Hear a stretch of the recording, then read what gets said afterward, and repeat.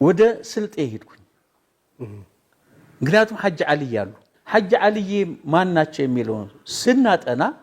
ሐጅ አልይ የኢማም አህመድ ኢብራሂም ሙርሺድ ወይ ሙጃሂድ እንደሆኑ በኢማም አህመድና በኢማም አህመድ ኢብራሂምና በኢትዮጵያ ህዝብ መካከል በተለይ ሙስሊሙ ህዝብ መካከል ግንኙነት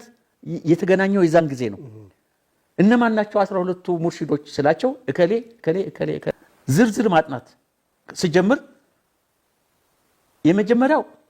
የመጨረሻው ትንሹ 10 ከፍተኛው 15 ትውልድ ይሆናል ወደ ተንቤን ሄድኩኝ ወደ ተንቤን ሲሄድ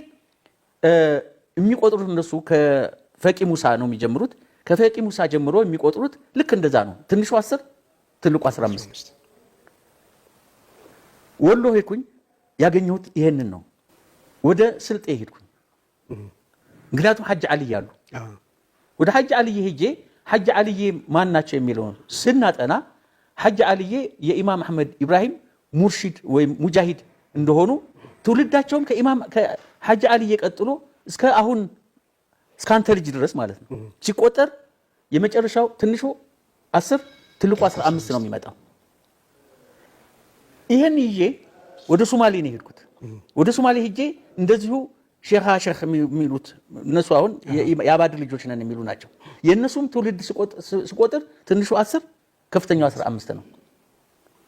አፋር ደግሞ አፋር አይደለም ጅቡቲ ሄድኩኝ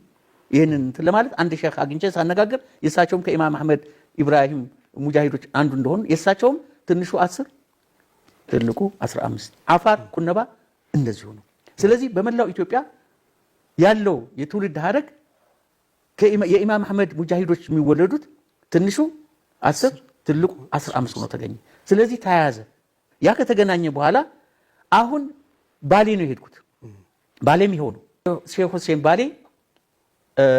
የኢማም አህመድ ከኢማም አህመድ ሙጃሂዶች አንዱ ናቸው